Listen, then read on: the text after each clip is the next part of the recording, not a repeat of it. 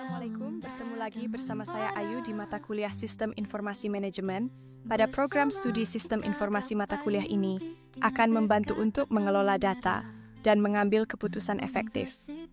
Mata kuliah ini akan membuka wawasan tentang peran teknologi dalam efisiensi dan inovasi. Mari kita pelajari bersama. Capaian pembelajaran lulusan mata kuliah ini ada dua, yaitu CPL SUR 9. Mampu melakukan analisis kebutuhan pengguna dan manajemen proyek sistem informasi dengan pendekatan yang tepat untuk memastikan keberhasilan implementasi. Lalu CPL 10, mampu mengelola layanan teknologi sistem informasi untuk kebutuhan industri, serta berperan sebagai konsultan dalam strategi transformasi digital organisasi. Adapun capaian pembelajaran mata kuliah CPMK sebagai berikut. CPMK Yung Desem 922 mampu mengidentifikasi dan menganalisis kebutuhan pengguna secara mendalam melalui teknik seperti wawancara, survei, dan observasi untuk menyusun spesifikasi yang sesuai dengan tujuan sistem informasi. CPMK Sentu 923 mampu merencanakan dan mengelola proyek sistem informasi dengan memilih pendekatan manajemen proyek yang sesuai. CPMK Sentu 924 mampu memonitor dan mengevaluasi kemajuan proyek sistem informasi untuk memastikan implementasi yang tepat waktu dan sesuai spesifikasi, serta melakukan penyesuaian jika terjadi perubahan kebutuhan atau kendala. CPMK 725 mampu mengidentifikasi dan mengelola kebutuhan layanan teknologi informasi di organisasi, termasuk pemantauan kinerja, keamanan data, dan pemeliharaan sistem. Hai, apa kabar? Hari ini kita akan membahas beberapa tips keren untuk mengevaluasi dan mengembangkan SIM atau Sistem Informasi Manajemen kalian. Aku tahu, kedengarannya teknis banget, tapi tetap tonton ya. Kita akan bahas pelan-pelan, dan aku janji nggak akan membosankan. Pertama, mari kita bicara tentang evaluasi kinerja SIM.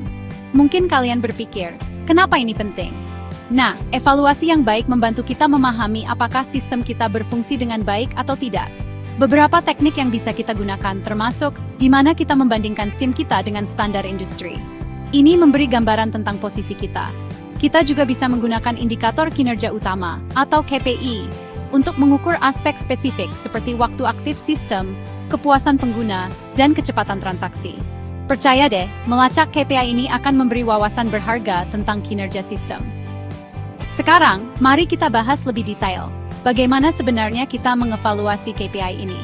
Survei dan umpan balik dari pengguna adalah sumber informasi yang sangat berharga. Lakukan survei secara teratur untuk mengukur kepuasan pengguna dan mengidentifikasi area yang perlu ditingkatkan. Juga jangan lupakan audit kinerja. Ini adalah tinjauan mendalam tentang fungsi dan efisiensi sistem. Oke, lanjut ke bagian kedua, mengembangkan rekomendasi untuk peningkatan sistem. Setelah kita mengumpulkan semua data penting dari evaluasi, apa selanjutnya?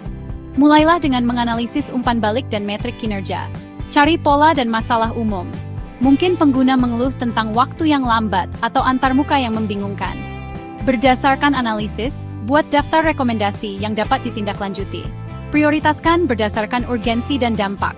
Misalnya, jika banyak pengguna yang frustrasi dengan waktu, itu harus menjadi prioritas utama. Selanjutnya, buat rencana yang jelas untuk menerapkan peningkatan ini.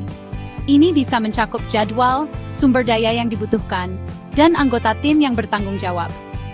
Memiliki rencana yang terstruktur memastikan bahwa perubahan yang diperlukan dilakukan secara efektif dan efisien. Dan hey, jangan lupa untuk mengomunikasikan perubahan ini kepada pengguna. Beritahu mereka bahwa umpan balik mereka berharga dan kita sedang berupaya untuk memperbaikinya. Ini membuat mereka tetap terlibat dan menunjukkan bahwa kita benar-benar peduli dengan pengalaman mereka. Singkatnya, mengevaluasi dan mengembangkan SIM mungkin tampak menakutkan, tetapi membaginya ke dalam langkah-langkah ini membuatnya lebih mudah dikelola. Ukur kinerja, kumpulkan umpan balik, analisis data, buat rekomendasi, dan terapkan peningkatan. Jaga komunikasi tetap terbuka, dan kita akan memiliki SIM yang tidak hanya fungsional, tetapi juga ramah pengguna. Terima kasih sudah menonton. Jika ini bermanfaat, jangan lupa klik tombol suka dan berlangganan untuk tips lainnya.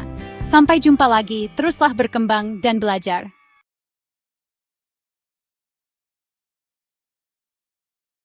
Terima kasih atas perhatian Anda semua. Kami percaya bahwa setiap dari kita memiliki peran dalam menciptakan perubahan positif. Mari kita jadi agen perubahan bersama dan semoga kita dapat mencapai tujuan bersama. Sampai jumpa di kesempatan berikutnya. Bina Dharma Bermutu.